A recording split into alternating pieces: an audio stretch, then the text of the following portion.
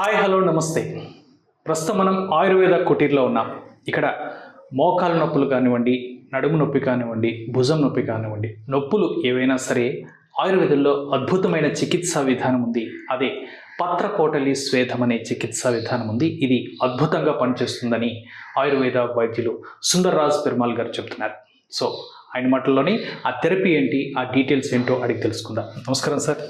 నమస్తే అండి. ఎలా ఉన్నారు సార్? బాగున్నానండి. Yes sir. సార్, ఇప్పుడు నొప్పులకు సంబంధించి ఆయుర్వేదంలో అద్భుతమైన చికిత్సా విధానం పత్రపోటలి స్వేదం అనేది ఈరోజు మాకు పరిచయం చేస్తానంటున్నారు. సో అది ఏ విధంగా ఉపయోగపడుతుంది అనేది మా వ్యూవర్స్ కోసం చూపించండి. అట్ ద సేమ్ టైం అసలు ఈ పెయిన్స్ నుంచి రిలీఫ్ పొందాలి అంటే ఎటువంటి జాగ్రత్తలు నేను తీసుకోవాలంటారు? అలా సో ఈ మధ్యకాలంలో ఆఫీస్కి లీవ్ పెట్టడానికి ఉన్నటువంటి కారణాల్లో అతి ముఖ్యమైనటువంటి కారణం బ్యాక్ పెయిన్ లేదా నీ జాయింట్ పెయిన్స్. ఈ పెయిన్స్ వల్ల ప్రొడక్టివిటీ అనేది తగ్గిపోతుంది, క్వాలిటీ ఆఫ్ లైఫ్ కూడా బాగా తగ్గిపోతుంది. విపరీతమైన నొప్పి వల్ల ఏంటంటే మానసికంగా కూడా చాలా డిస్టర్బ్ అయిపోతున్నారు. దానివల్ల మానవ సంబంధాలు కూడా బాగా డిస్టర్బ్ అవుతున్నాయి. అండ్ లాంగ్ టర్మ్లో డీజనరేషన్, ఎముకలు అరిగిపోవడము, డిస్క్లు అరిగిపోవడము, ఇలాంటి రకరకాల సమస్యల వల్ల ఏమవుతుందంటే లాంగ్ టర్మ్లో సర్జరీలు చేయించుకోవాల్సినటువంటి స్థితి. అలా సర్జరీలు చేసుకున్న తర్వాత ఇంకా లైఫ్ లాంగ్ ఈ శరీరాన్ని ఒక గాజు బొమ్మలాగా చూసుకోవాల్సిన స్థితి, ఇలాంటి పరిస్థితి వస్తుంది అనమాట. సో అందువల్ల అలాంటి నొప్పులు రాకుండా ఉండడానికి మనం ఏం చేయాలి? ఒకవేళ ఇనీషియల్ స్టేజ్లో నొప్పులు వస్తుంటే కనుక పెయిన్ కిల్లర్స్ లాంటివి వాడాల్సిన అవసరం లేకుండా ఎట్లా మనం నొప్పి నుంచి మనము విముక్తిని పొందొచ్చు, పెయిన్ కిల్లర్ వాడకుండా పెయిన్ ఎట్లా తగ్గించుకోవచ్చు అనే దాని గురించి ఇవాళ మనం తెలుసుకుందాం. అందులో చాలా విధానాలు ఉన్నాయి ఆయుర్వేదంలోని. ఇవాళ మనం చేసేదాన్ని పత్రపోటలి స్వేదం అంటారు, మలయాళం కిడి అంటారు అనమాట, కిడి అంటారు. ఇలా రకరకాల పేర్లు ఉన్నాయి. ఇది ఎందుకు చెప్తున్నాను అంటే ఇది చేయించుకోవడానికి మీరు హాస్పిటల్కి వెళ్ళక్కర్లా. ఇంట్లోని ఇంటి చుట్టుపక్కల దొరికే చిన్న చిన్న మొక్కలు, ఆకులు, వాటితోనే మనం తయారు చేసుకోవచ్చు. సో మనకు అందుబాటులో దొరికే మూలికలు అన్ని అందుబాటులో దొరికేవి.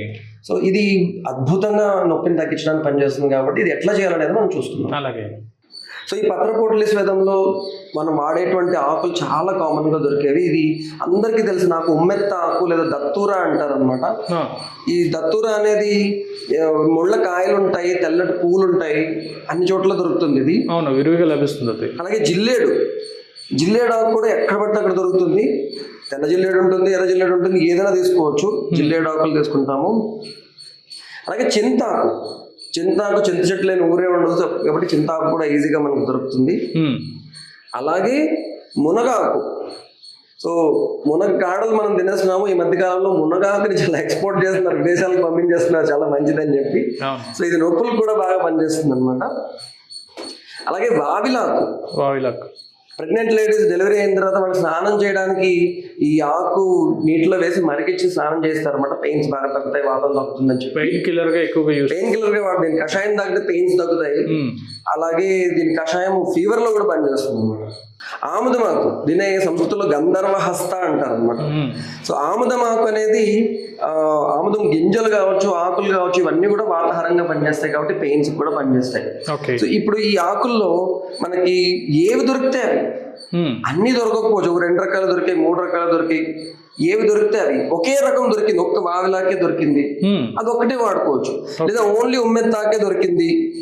ఉమ్మెత్త కూడా చాలా ఎక్సలెంట్ పెయిన్ కిల్లర్, అనాలిసిస్ గా పనిచేస్తుంది, యాంటీ ఇన్ఫ్లమేటరీగా పనిచేస్తుంది, ఎక్సలెంట్ గా పనిచేస్తుంది అనమాట. ఓన్లీ జిల్లేడాకు ఇప్పుడు దొరికింది, ఉత్తి జిల్లేడాకుతో చేసుకోవచ్చు. ఓన్లీ మునగాకే దొరికింది, మరియు ఓన్లీ మునగాకే దొరకదు. మునగాకు, చింతాకు, 4-5 ఆకులు ఈజీగా దొరుకుతాయి. సో ఈ ఆకుల్లో ఏవి దొరికితే అవి తీసుకుంటాం. అన్ని కూడా ఈ మాత్రం తీసుకుంటాం. ఈ మునగాకి ఈ మాత్రం దొరికింది, అన్ని కూడా ఈ మాత్రం తీసుకుంటాం అనమాట. తీసుకుని సన్నగా తరిగేసుకుంటాం, చిన్న చిన్న ముక్కలు. ఈ మునగాకు సైజులో అన్ని ఆకుల్ని సన్నగా తరిగేసుకుంటాం. సో ఇది కాకుండా మన కిచెన్ లో దొరికేటువంటి ఇంకొన్ని ఐటమ్స్ ఉన్నాయి. ఫర్ ఎగ్జాంపుల్ చింతపండు. సో ఈ మాత్రం దీని మీద ఇంకొంచెం ఎక్కువ 100 గ్రాములు చింతపండు తీసుకోవచ్చు అనమాట. గింజలు తీసేయాలి. గింజలు తీసేసి చక్కగా ఒత్తిగా చింతపండు ఉంచుకుంటాం.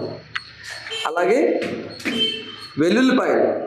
సో వెల్లుల్లిపాయలు కూడా ఒక 2 వెల్లుల్లిపాయలు తీసేసుకుంటాం. చిన్న సైజు 2 వెల్లుల్లిపాయలు తీసేసి దీన్ని మెత్తగా కొట్టేస్తాము. ఓకే. అలాగే నిమ్మకాయలు కూడా కొంచెం పెద్ద సైజు నిమ్మకాయలు ఒక 3 నిమ్మకాయలు సరిపోతుంది. మరీ చిన్న సైజు ఉన్నాయి, కొంచెం పెద్ద సైజు నిమ్మకాయలు. అలాగే సైంధవ లవణం కూడా దీంట్లో అవసరం అవుతుంది అనమాట. అలాగే పసుపు. సో ఇవి మన ఇంగ్రీడియంట్స్, టోటల్ ఇంగ్రీడియంట్స్ ఇవి. ఇవి కాకుండా ఇంకా అడిషనల్గా మనకు కావాల్సింది నువ్వుల నూనె. నువ్వుల నూనె వీటితో మన పత్రకోట్లి స్వేదానికి చేయడానికి కావాల్సినటువంటి అన్ని ఐటమ్స్ వచ్చేసినట్టే. ఇది ఎలా చేయాలో చూద్దాం.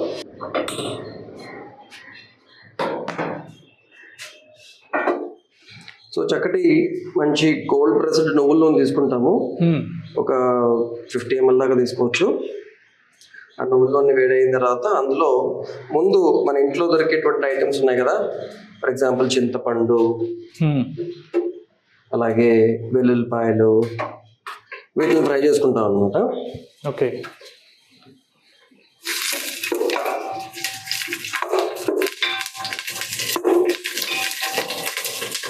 దాని తర్వాత నిమ్మకాయలు కూడా ఫ్రై చేసుకోవచ్చు.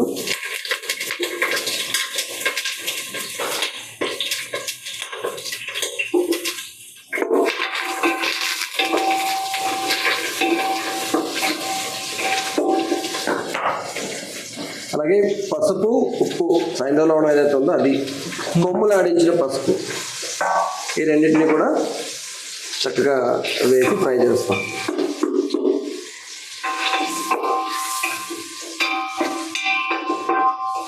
ఇందులో అల్లం కూడా వేసుకోవచ్చు, అల్లం కూడా యూస్ చేసుకోవచ్చు, వేయచ్చు. సొంటి కూడా, అది కూడా పెయిన్ కిల్లర్గా పనిచేస్తుంది కాబట్టి దాన్ని కూడా వేయచ్చు.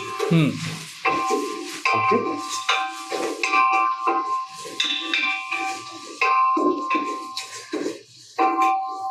ఇలా కొద్దిగా వేయించిన తర్వాత దీంట్లో మనము ఏవైతే ఆకుల్ని మనము కట్ చేసుకుని ఉంచుకున్నామో వాటిని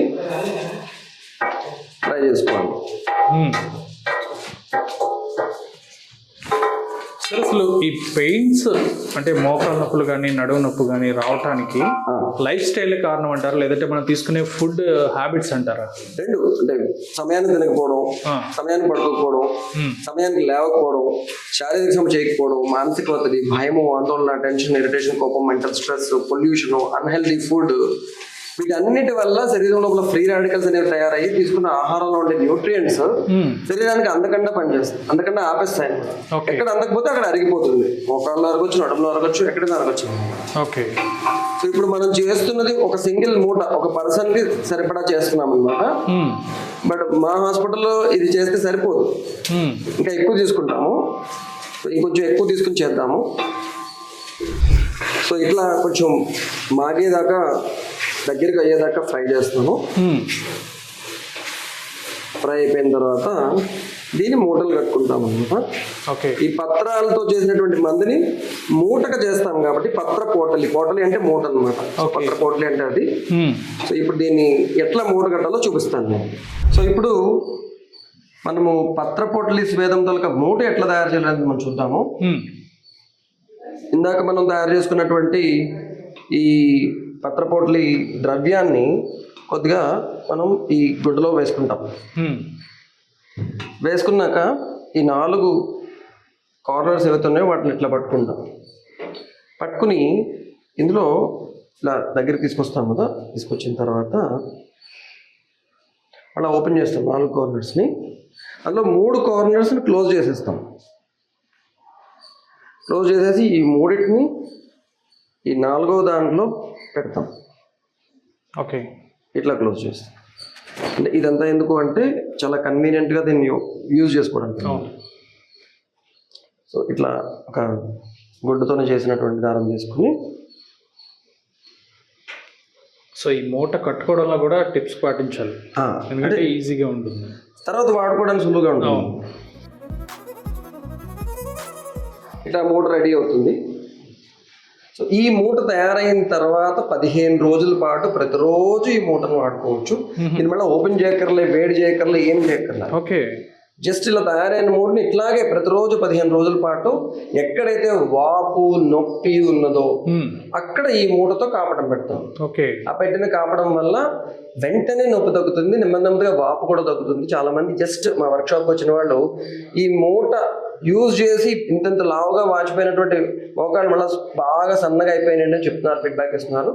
జస్ట్ ఈ మూట అనమాట. సో దీంతో ఎట్లా ట్రీట్మెంట్ చేయాలనేది ఇప్పుడు చూపిస్తాను. సో ఈ పత్రపోటలి స్వేదం చేయడానికి మనకు ఒక పెనం కావాలి. ఆ పెనం పైన కొద్దిగా నువ్వుల నూనె వేసుకుంటాము. నువ్వుల నూనె వేసుకుని అది పెనం వేడెక్కిన తర్వాత ఆ వేడిగా ఉన్నటువంటి పెనం పైన ఈ పత్రపోటలి స్వేదం మూటని ఇలా వేడి చేస్తాము.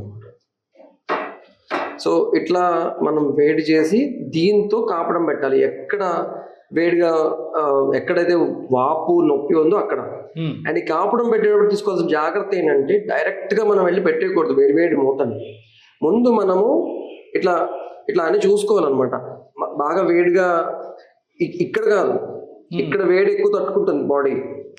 ఇలా రివర్స్ లో ఇట్లా అన్ని చూసుకోవాలి. పర్వాలేదు ఇక్కడ వేడి బాగానే తట్టుకుంటుంటే గనక అప్పుడు తీసుకువెళ్ళి వాళ్ళ మోకాళ్ళ మీదో నడుము మీదో భుజం మీదో ఎక్కడుంటో అక్కడ పెట్టాలి. లేకపోతే డైరెక్ట్ గా పెనం మీద అక్కడ వాళ్ళ బాడీ మీద పెడితే కాలిపోతుంది, బొబ్బలు వచ్చేస్తాయి. అందువల్ల ముందు పెనం మీద నుంచి మనం ఇట్లా చేతి మీద చూసుకుని అప్పుడు ఆ వేడితో కాపడం పెట్టాలి. అది ఎట్లా పెట్టాలో ఇప్పుడు చూపిస్తాను. సో ఇప్పుడు పెనం వేడెక్కింది. సో ఈ వేడివేడిగా ఈ పెనం పైన ఈ పత్రపోటలి మూటని మనం వేడి చేసుకున్నాము. వేడి చేసుకున్న తర్వాత ఇట్లా ఇట్లా వెనక సైడ్ మనం ఒకసారి మన చేతికి వేడి చూసుకుని అప్పుడు ఎక్కడైతే మోకాల్లో నొప్పి ఉన్నదో అక్కడ తీసుకుని దీంతో ఇలా కాపడం పెడతాం అనమాట. సో ఫస్ట్ పెట్టి అడగాలి వేడి సరిపోయిందా. సో ఇట్లా ఇట్లా కాపడం పెట్టాలన్నమాట.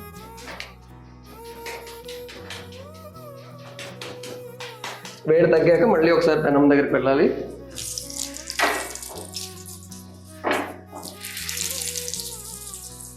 ఇలా వేడెక్కినటువంటి దీంతో ఇలా ఇక్కడ చూసుకుని వేడి బాగానే ఉన్నది అనుకున్నాక ఇక్కడ కాపడం పెట్టాలి. ఓకే.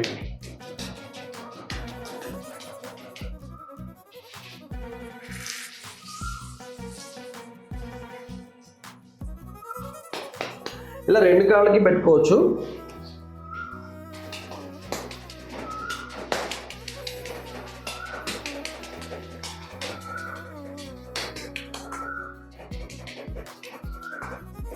ఇలా ఒక్కొక్క కాళ్ళకి ఒక 15 నిమిషాలు చొప్పున ఇలా కాపడం పెట్టడం ద్వారా అక్కడ ఉన్నటువంటి నొప్పి అనేది ఇన్స్టెంట్ గా తగ్గుతుంది, పెయిన్ కిల్లర్ అవసరం లేకుండా. సో ఇది మనం తయారు చేసుకోవడానికి ఒక 10 నిమిషాల సమయం పట్టింది. ఇది తయారు చేసుకున్న మూట ఇంకా మళ్ళీ మనము విప్పాల్సిన అవసరం లేదు.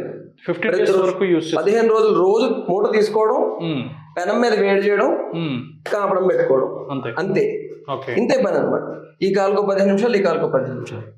అది మోకాలు నొప్పి కావచ్చు, మడం దగ్గర నొప్పి కావచ్చు, నడుము నొప్పి కావచ్చు, మెడ నొప్పి కావచ్చు, ఎక్కడైనా సరే ఈ మూటని మనం వాడి నొప్పి తగ్గించు, ఇన్స్టెంట్ గా నొప్పి తగ్గించవచ్చు. ఇట్లా.